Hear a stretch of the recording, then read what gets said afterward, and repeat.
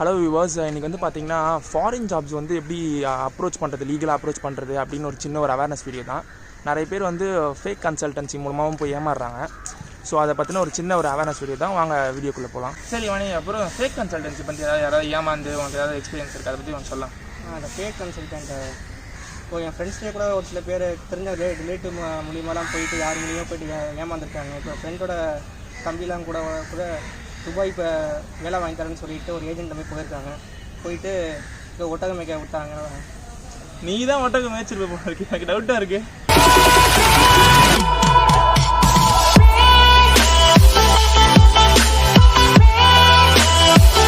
Hello guys, நான் சொன்னல இந்த மாதிரி அவேர்னஸ் வீடியோ அப்படின்ட்டு.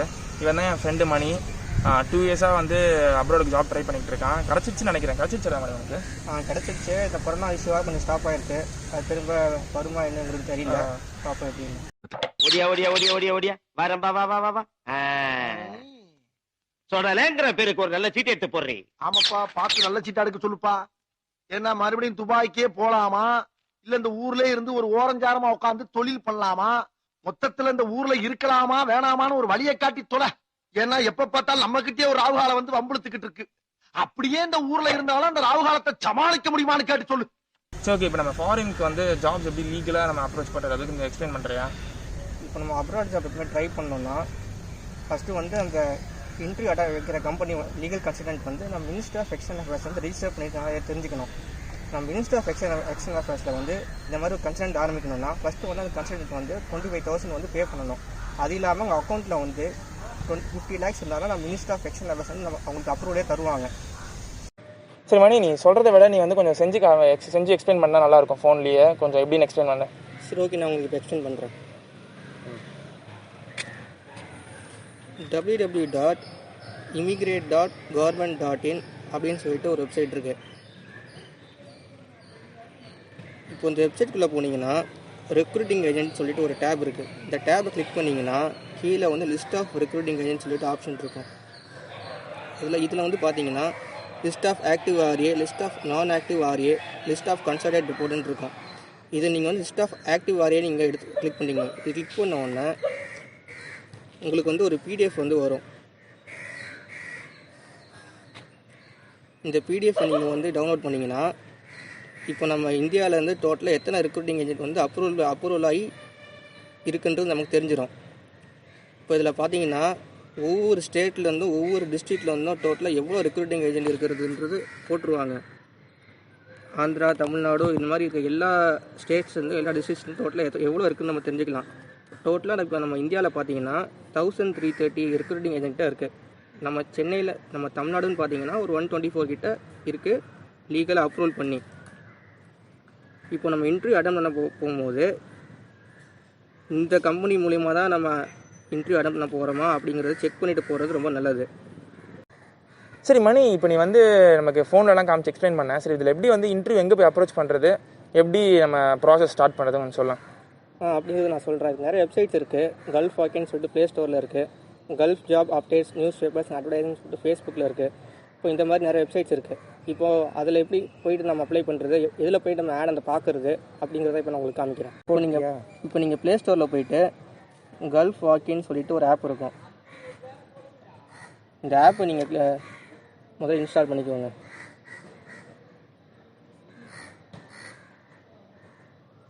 இப்போ டவுன்லோட் ஆகிட்டு இருக்கு, கொஞ்சம் வெயிட் பண்ணுங்கள்.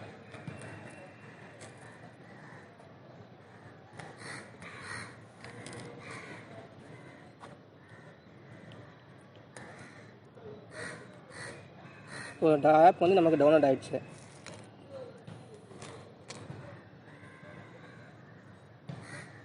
இதுக்குள்ளே போனீங்கன்னா ஜாப்ஸ், கேட்டகரிஸ், எம்ப்ளாயி லாகின் இந்த மாதிரிலாம் இருக்குது. இப்போ ஜாப்ஸ்குள்ளே போனீங்கன்னா எல்லா ட்ரேட்ஸில் உள்ள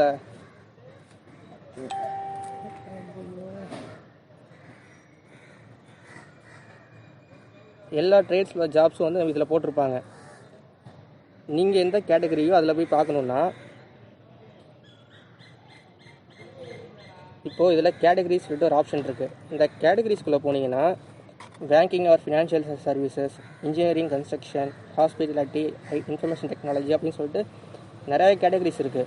இப்போது இந்த ஆப் வந்து எந்தெந்த கண்ட்ரிஸ்க்குலாம் அப்ளிகபிள்னா கல்ஃப் கண்ட்ரீஸ்க்கு, யூரோப்ஸ்க்கு, அப்புறம் சிங்கப்பூர், மலேசியா இந்த மாதிரியான கண்ட்ரீஸ் மட்டும்தான் இந்த ஆப் வந்து அப்ளிகபிளாக இருக்கும்.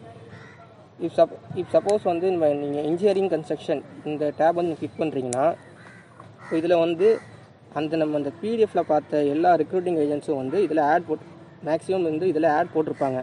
நம்ம இன்டர்வியூ அட்டன் பண்ணுறதுக்கு இதில் உள்ள ஆட்ஸை பார்த்து நம்ம போய்ட்டு இன்டர்வியூ அட்டன் பண்ண போகலாம். நம்ம வந்து எலிஜிபிளாக இருக்குமா தெரிஞ்சுக்கிட்டு அட்டன் பண்ண போகலாம். இது இல்லாமல் ஒரு சில தேர்ட் பார்ட்டிஸ் இருக்காங்க. இந்த தேர்ட் பார்ட்டிஸும் வந்து இதில் ஆட் போட்டிருப்பாங்க. ஆனால் அந்த தேர்ட் பார்ட்டிஸ் வந்து அவங்க அந்த லிஸ்ட் ஆஃப் ஆரியலில் வந்து அவங்க ஒரு மெம்பராக இருக்க மாட்டாங்க. அவங்களோட பேர் வந்து அந்த பிடிஎஃப்பில் இருக்காது. உடனே வந்து நம்ம அதை ஃபேக்குன்னு நினச்சிக்கக்கூடாது. இப்போ இதில் உள்ள லிஸ்ட் ஆஃப் ஆரியஸில் உள்ள கம்பெனிஸ் வந்து அந்த கம்பெனியை வந்து ஒரு தேர்ட் பார்ட்டியாக நினச்சிக்கிட்டு இப்போ இன்டர்வியூஸ்க்கு நிறைய ஆள் வர வைக்கிறதுக்காக ட்ரை பண்ணுவாங்க. சரி மணி, அதுக்கப்புறம் ஏதோ தேர்ட் பார்ட்டிஸ் அப்படின்னு சொல்கிறியே, ரெக்ரூட்டிங் ஏஜென்ட்டுக்கும் தேர்ட் பார்ட்டிக்கு என்ன டிஃப்ரென்ஸு? இப்போ அந்த ரெக்ரூட்டிங் ஏஜென்ட் வந்து ஆட்ஸ் போட்டிருப்பாங்க. ஒரு சில ரெக்ரூட்டிங் ஏஜென்ட் வந்து ஆட்ஸ் போடாமல் அவங்க ஆள் நிறைய வர வைக்கிறதுக்காக அவங்க ஆடை வந்து தேர்ட் பார்ட்டிஸ்க்கு கொடுத்துருப்பாங்க. அந்த தேர்ட் பார்ட்டிஸ் ஆடை பார்த்துட்டு நிறைய ஆளுங்க வருவாங்க. இப்போ ஆனால் தேர்ட் பார்ட்டிஸ் மட்டுமே நம்பி போகக்கூடாது. அந்த தேர்ட் பார்ட்டிஸ் வந்து இந்த மெயின் ஆரியாவோட லிங்க் இருக்கான்னு பார்த்துக்கணும். தேர்ட் பார்ட்டிஸ்னால் வந்து எப்படி சொல்கிறீங்க, அவன் ஒரு ஏஜென்ட் மாதிரி வச்சுருப்பான். அந்த ரெக்ரூட்டிங் ஏஜென்ட் வந்து அவனுக்கு கீழே ஒரு ஏஜென்ட் மாதிரி வச்சுருப்பான். அந்த ஏஜென்ட் வந்து ஆள் பிடிச்சி கொடுப்பான் ஒரிஜினல் ரெக்ரூட்டிங் ஏஜென்சி. கரெக்டாக? அந்த அவன் ஒரு சிங்கிள் ஏஜென்ட்டாக இருக்கலாம், அப்படின்னா சின்ன கன்சல்டன்ட் மாதிரி வச்சுருக்கலாம், அப்புறம் ஆகாத கன்சல்டன்ட் மாதிரி வச்சுருக்கலாம் அவன். இப்போ அவன் வந்து இப்போ அவன் வந்து இன்டர்வியூ வைக்கிறான்னா இப்போ நம்ம அட்டென்ட் பண்ண போகிற இடம் வந்து அந்த ஆரியோட லிங்காக இருக்கா அப்படிங்கிறத நம்ம செக் பண்ணிக்கணும். செக் பண்ணிவிட்டு அப்படி இருந்தால் மட்டும் நம்ம தைரியமாக போய் இன்டர்வியூ அட்டென்ட் பண்ணலாம். இல்லை அந்த தேர்ட் பார்ட்டி மட்டுமே இன்டர்வியூ வைக்கிறான், இல்லை அந்த ஆரியில் இல்லாத ஒரு கம்பெனி இன்டர்வியூ வைக்கிறான் அப்படிங்கிறதுலாம் தெரிஞ்சிச்சுன்னா நம்ம தயவுசெய்து இன்டர்வியூ அட்டென்ட் பண்ண போக வேணாம். அது இருந்தாலும் நீ எப்படி நம்ம கண்டுபிடிக்கிறது? நமக்கு வந்து ஒரிஜினலான ரெக்ரூட்டிங் ஏஜென்ட்டோட ஏஜென்ட் தானா, இல்லை வந்து ஃபேக்காகவே நடத்துகிறானான்னு எப்படி கண்டுபிடிக்கிறது? இல்லை, அதை தான் நான் சொல்கிறேன். இப்போ நம்ம அந்த இன்டர்வியூ அட்டென்ட் பண்ணுற வெனியூக்கு நம்ம போக போகிறோம். வெனியூக்கு போயிட்டாலே அவங்க நமக்கு ஒரு ஃபார்ம் தருவாங்க. அந்த ஃபார்ம்லேயும் வந்து எந்த கன்சல்டன்ட் வந்து இன்டர்வியூ வைக்கிறாங்களோ அவங்களோட பேர் வந்து அந்த ஃபார்மில் இருக்கும். அதை பார்த்தே நம்ம தெரிஞ்சுக்கலாம் எந்த கன்சல்டன்ட் வந்து வைக்கிறாங்கன்றது. நம்ம அதை பார்த்துட்டு அந்த கன்சல்டன்ட் பேர் வந்து இந்த பிடிஎஃப் இருக்கான்னு நம்ம செக் பண்ணிட்டோம்னா நமக்கு வந்து ஒரு நல்ல கிளாரிட்டி கிடைக்கும். சரி, அப்போ அந்த ஒரு ஏஜென்சிக்கு இப்போ நான் வந்து போகிறேன், அங்கே போய் பார்க்கும்போது எனக்கு வந்து பார்த்தீங்கன்னா ஒரு ஃபார்ம் ஃபில்அப் என்ட்ரி ஃபார்ம் மாதிரி கொடுக்குறாங்க. அதில் வந்து ஒரு கிரேட் ஃபார் எக்ஸாம்பிள் வந்து ஏபிசி ரெக்ரூட்டிங் ஏஜென்சின்னு போட்டிருக்கு. அதுவும் வந்து என் சைட்லேயே மென்ஷன் பண்ணியிருக்கேன். emigrate.inல வந்து அந்த ரெக்ரூட்டிங் ஏஜென்சியோட நேம் மென்ஷன் பண்ணியிருக்கு, லைசன்ஸ் தான். சரி, இப்போ ஓகே, அடுத்து இன்டர்வியூ ப்ராசஸ் யார் இன்டர்வியூ எடுப்பா? இந்த ஏஜென்சிக்காரன் தான் இன்டர்வியூ எடுப்பானா, இல்லை கிளைண்ட் ஏதாவது வந்து இன்டர்வியூ எடுப்பாங்களா? இல்லை, இந்த ஏஜென்சிக்காரங்க வந்து இன்டர்வியூ வைக்க மாட்டாங்க. மேக்ஸிமம் வந்து கிளைண்ட்ஸ் வந்து அப்ராட்லேருந்து வருவாங்க. அந்த கம்பெனியோட இப்போ துபாய்னா இப்போ கன்சல்டன்ட் வந்து இப்போ அந்த கம்பெனியில் வந்து இப்போ டாப் அத்தாரிட்டிஸில் வந்து இப்போ நம்ம இந்தியன்ஸ் யாராவது இருக்கலாம், இப்போ மலையாளிஸோ இல்லை இப்போ நம்ம தமிழ் ஆளுங்களோ யாராச்சும் இருக்கலாம், இல்லை அங்கே உள்ள ஷேக்கோ அரப்ஸோ யாராவது இருக்கலாம். அவங்க வந்து இங்கே வந்து இன்டர்வியூ கண்டக்ட் பண்ணுவாங்க. இன்டர்வியூ கண்டக்ட் பண்ணிவிட்டு அவங்க வந்து நம்மகிட்ட கொஸ்டின்ஸ் கேட்பாங்க. அவங்க அதில் பாஸ் ஆனால் மட்டும்தான் நமக்கு வந்து ஜாப் கிடைச்ச மாதிரி. சரி, இப்போது இன்டர்வியூ நடத்துகிறாங்க. இன்டர்வியூ நடத்தும் போது இன்டர்வியூலாம் okay will let you know அப்படின்னு சொல்லிட்டு போயிடுறாங்க. ஸோ இப்போ அவங்ககிட்ட நமக்கு வந்து ஒரு கன்ஃபர்மேஷன் வரதுக்கு எவ்வளோ நேரம் ஆகும்? இல்லை, அவங்க லெட் யூ நோன்னு சொல்ல மாட்டாங்க. இப்போ நம்ம செலக்டட்னா ஆன் த ஸ்பாட்டே நம்ம செலக்டட்னு சொல்லிடுவாங்க. செலக்டட்னு சொல்லிவிட்டு நம்மகிட்ட வந்து அவங்க பாஸ்போர்ட் வாங்கி வச்சுருப்பாங்க. ஒரு செக்யூரிட்டி பர்பஸ்க்காக வாங்கி வச்சுருப்பாங்க. வாங்கி வச்சுக்கிட்டு நமக்கு ஒரு 1 வீக் ஆர் 2 வீக்ஸ் இல்லைனா ஒரு 1 மந்த்துக்கு நமக்கு ஆஃபர் லெட்டர் வந்துடும். நம்ம அந்த ஆஃபர் லெட்டரை வந்து செக் பண்ணிக்கிட்டு அதில் கொடுத்துற கண்டிஷன்ஸ்லாம் ஓகேன்னா கண்டிஷன்ஸ்னு சொல்கிறீங்க, என்ன மாதிரி கண்டிஷன்ஸ் கொடுத்துருப்பாங்க அதில்? இப்போ அதில் வந்து நம்மளோட வேலையோட ஒர்க்கிங் டைமிங்ஸ் என்ன, நமக்கு எவ்வளோ சேலரி, ஃபுட்டு, டிரான்ஸ்போர்ட், அக்கமடேஷன்லாம் கம்பெனி பார்த்துக்குமா, இது மாதிரி டீட்டெயில்ஸ்லாம் வந்து அதில் இருக்கும். இப்போ அதெல்லாம் நம்ம அதெல்லாம் பார்த்துக்கிட்டு நமக்கு ஓகேனா மட்டும் ஃபர்தராக சைன் பண்ணி நம்ம திரும்ப கொடுத்துடலாம். சரி, அதுக்கப்புறம் வந்து அவங்க சைன் பண்ணி நம்ம கொடுத்துட்றோம். அதுக்கப்புறம் வீசா ப்ராசஸில் கம்ப்ளீட் ஆகும் எவ்வளோ நடக்கும்? இந்த ஆஃபர் லெட்டர் வந்துச்சு. இந்த ஆஃபர் லெட்டர் வந்தோன்னே நம்ம சைன் பண்ணி கொடுத்தோன்னா நெக்ஸ்ட்டு வந்து அவங்க நம்மளை மெடிக்கல் போட சொல்லுவாங்க. இப்போ மேக்ஸிமம் வந்து கல்ஃப் கண்ட்ரீஸ்க்கு இந்த மாதிரிக்கெலாம் வந்து கேம்கா மெடிக்கல்னு சொல்லிட்டு ஒன்று போட சொல்லுவாங்க. கேம்கா மெடிக்கல்னால் Gulf approved medical centre association. இது வந்து சென்னையில் இருக்குது. இந்த சென்டருக்கு போனோன்னா நமக்கு வந்து அப்பாயின்மெண்ட் தருவாங்க. அப்பாயின்மெண்ட் வந்து நம்ம எந்த மெடிக்கலுக்கு போய்ட்டு அப்பாயின்மெண்ட் போடணும்னு சொல்லுவாங்க. இதுக்கு வந்து 5500 சார்ஜ் ஆகும். 1000 rupees வந்து ஜிசிசி வெப்சைட்டில் இது பண்ணுறதுக்கு. இப்போ நீ கேம்கால போய் மெடிக்கல் இது டெஸ்ட் அப்படின்னு சொல்கிறல, என்ன மாதிரி ஃபிட்னஸ் ட்ரைனிங் ஏதாவது இருக்குமா, இல்லை என்ன இது? இல்லை, ஃபிட்னஸ் ட்ரைனிங்காக இல்லை, நம்ம நார்மல் பிளட் டெஸ்ட் எடுப்பாங்க, நம்ம வெயிட் செக் பண்ணுவாங்க. இந்த பிளட் டெஸ்ட்லேருந்து அவங்க எல்லா டெஸ்ட்டையும் அவங்க எடுத்துப்பாங்க. வேறு எதுவும் பெருசாலாம் பண்ண மாட்டாங்க. இதுக்கு வந்து எவ்வளோ நம்ம காஸ்ட்டு அந்த கேம்கா மெடிக்கலில் போய் டெஸ்ட் பண்ணுறதுக்கு? அதான் நான் ஏற்கனவே சொன்னேன், ஒரு 5500 ஆகும். 1000 rupees வந்து நம்ம ஜிசிசி வெப்சைட்டில் வந்து ரெஜிஸ்டர் பண்ணுறது. ஓகே. ஜிசிசினா கல்ஃப் கண்ட்ரி கவுன்சில். இந்த வெப்சைட்டில் ரெஜிஸ்டர் பண்ணுறதுக்கு 1000 rupees, அதை அவங்களே ரெஜிஸ்டர் பண்ணிடுவாங்க. பேலன்ஸ் 4500 தான் வந்து மெடிக்கல் போடுறதுக்கு. சரி இது வந்து மெடிக்கலுக்கு நீங்கள் வந்து சொல்லிட்ட மணி. அப்போ நம்ம வந்து ஃபாரினுக்கு இப்போ வந்து நம்ம எல்லாம் ஜாப்லாம் கிடச்சிச்சு, இல்லை டேர்ம்ஸ் அண்ட் அக்ரிமெண்ட் பேப்பர்ஸ்லாம் சைன் பண்ணி அனுப்பிச்சாச்சு. இப்போ அங்கே அப்ராட் கம்பெனியும் வந்து வீசா ப்ராசஸ்லாம் இனிஷியேட் பண்ணிட்டாங்க.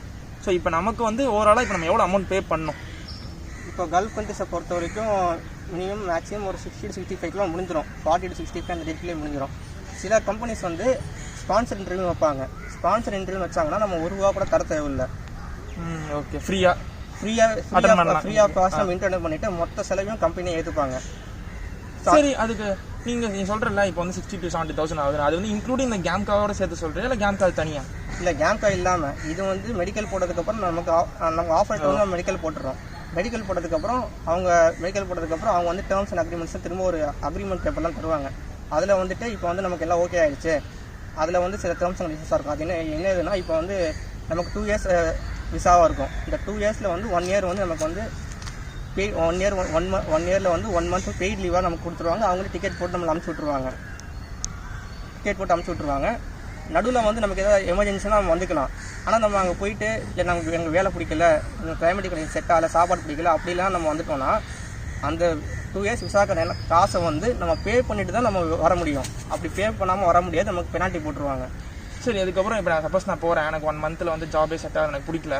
அதுக்கப்புறம் நான் அந்த ரிமைனிங் இருக்கிற அந்த எவ்வளோ ரிமைனிங் டைம் வீசா டைம் இருக்கோ அதுக்கான மணியை நான் உங்ககிட்ட வந்து பே பண்ணிடணும். ஃபுல்லாக இந்த அமௌண்ட் வந்து பே பண்ணிட்டா தான் நம்ம வந்து இந்தியாவுக்கு அலோவ் பண்ணுவாங்க. சார், அப்போ இந்த ரிட்டர்ன் வரும்போது அந்த டிக்கெட் நம்மளே பார்த்துக்கணுமா, இல்லை அந்த கம்பெனி அரேஞ்ச் பண்ணுவாங்களா? ரிட்டர்ன் வரும்போது அந்த டிக்கெட் நீங்கள் தான் பார்த்துக்கணும். கம்பெனியில் அவங்க அரேஞ்ச் பண்ணி தர மாட்டாங்க.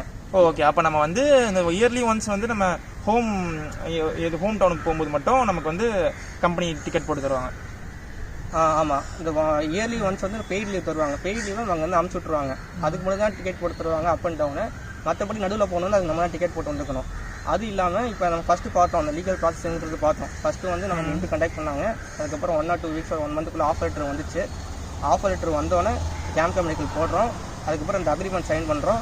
அக்ரிமெண்ட் சைன் பண்ணதுக்கப்புறம் நம்ம விசா வரும். அது வரதுக்கு ஒரு 1 month ஆகும். அப்போ நான் இந்த பேமெண்ட் எப்போ தரணும்? முதலியே நான் 60 to 70 ஆகும்னு சொன்னல, இதை நான் அது முதலியே பே பண்ணிருந்தேமா, இல்லை வீசாலாம் வந்ததுக்கப்புறம் தான் நான் பே பண்ணணுமா? இல்லை, ஒரு ரெப்யூட்டட் ஆரியா வந்து இனிஷியல் அமௌண்ட் ₹1 கூட நம்ம கேட்க மாட்டாங்க. அதே மாதிரி 60 to 70 சொல்ல முடியாது. 40 to 60 ஆகலாம், 25 முடியலாம், 30 முடியலாம். அது கிளைண்ட்டோட ரெக்குவயர்மெண்ட் பொறுத்து அது அந்த டைமுக்குள்ள அவங்களோட ரெக்குவயர்மெண்ட் பொறுத்து தான் அந்த அமௌண்ட் டிஃபர் ஆகும். ஆனால் மேக்ஸிமம் 60 to 65 மேலே ஆகாது. சரி மணி, நீ வந்து சொன்ன இந்த மாதிரி எவ்வளோ அமௌண்ட் ஆகும் கல்ஃப் கண்ட்ரிஸ் பொறுத்துலாம் சொல்லிட்டேன்.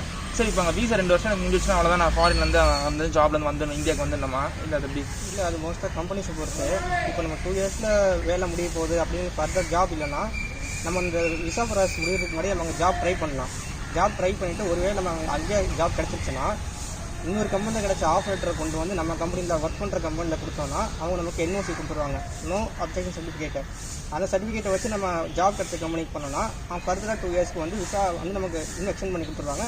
ஸோ நம்ம இந்தியாவுக்கு வந்து திரும்ப வேலை தேடி போகணுன்ற அவசியம் இல்லை, நமக்கு அங்கேருந்தே வேலை கிடச்சிரும். சரி, ஓகே. நான் வந்து என்னோட 2 years வீசா எக்ஸ்பயர் ஆகிறதுக்கு வரைக்கும் வெயிட் பண்ணிட்டேன். அது மாதிரி வேலையே தேடல. எக்ஸ்பயர் ஆயிடுச்சு. எக்ஸ்பயர் ஆனதுக்கப்புறமா நான் வந்துட்டு வேலை தேடலாம் நினச்ச முடியுமா? இல்லை, மேக்ஸிமம் வந்து எக்ஸ்பயர் ஆகிற டைம்லேயே வந்து உங்களை அனுப்பிச்சிடுவாங்க. அவங்களே அனுப்பிச்சிடுவாங்க. சப்போஸ் ஒர்க் இருந்தால் மட்டும்தான் அவங்க எக்ஸ்டெண்ட் பண்ணுறதுக்கான வாய்ப்பு இருக்குது.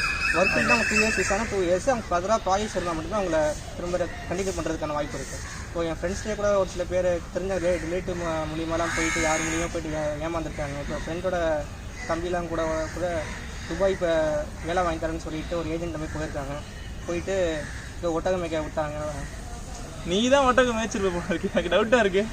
இல்லை, நான்லாம் மேய்க்கல. ஃப்ரெண்டோட ரிலேட்டிவ் தான் யாரோ அவங்க தம்பி வந்து ஒட்டகம்லாம் மேய்க்க விட்டாங்க. அதுக்கப்புறம் அங்கே போயிட்டு மாட்டிக்கிட்டு அதுக்கப்புறம் UAE எம்பசிலாம் போய் அதுக்கப்புறம் அவங்ககிட்ட பேசி அதுக்கப்புறம் போலீஸ்லாம் ரொம்ப பேசி அதுக்கப்புறம் தான் ஃப்ளைட் டிக்கெட் போட்டு அனுப்பிச்சி விட்டாங்க.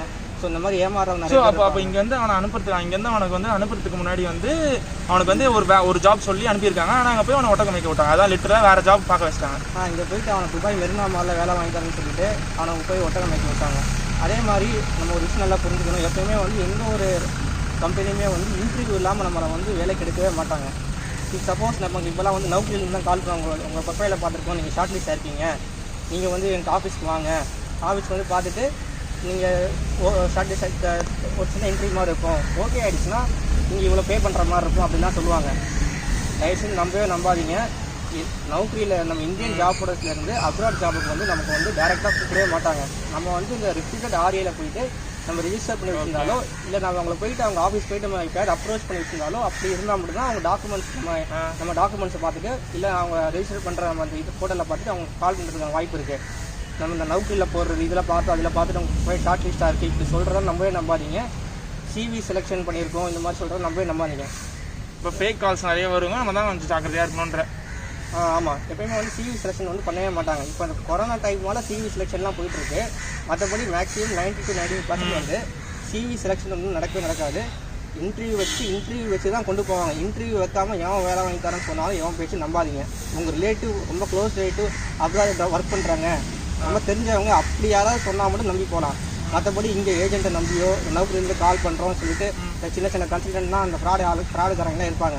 அவங்க நம்பி தயவு செஞ்சு போயிடாதீங்க, காசை விட்டுறாதீங்க. ஏன்னா நிறைய பேர் நான் காசை விட்டு என் கண்ணு எதிராக அழுதுதான் நான் பார்த்துருக்கேன். ஸோ அதனால நான் சொல்கிறேன். சரிம்மா, நீங்கள் உங்கள் எக்ஸ்பீரியன்ஸ் ஷேர் பண்ணது ரொம்ப தேங்க்ஸ். சரி, ஓகே வியூவர்ஸ், ஏதாச்சும் டவுட் இருந்ததுன்னா கமெண்ட் செக்ஷனில் சொல்லுங்கள். மறக்காமல் இந்த வீடியோ உங்களுக்கு பிடிச்சிருந்துன்னா லைக் பண்ணுங்கள், நம்ம சேனலுக்கும் சப்ஸ்கிரைப் பண்ணுங்கள்.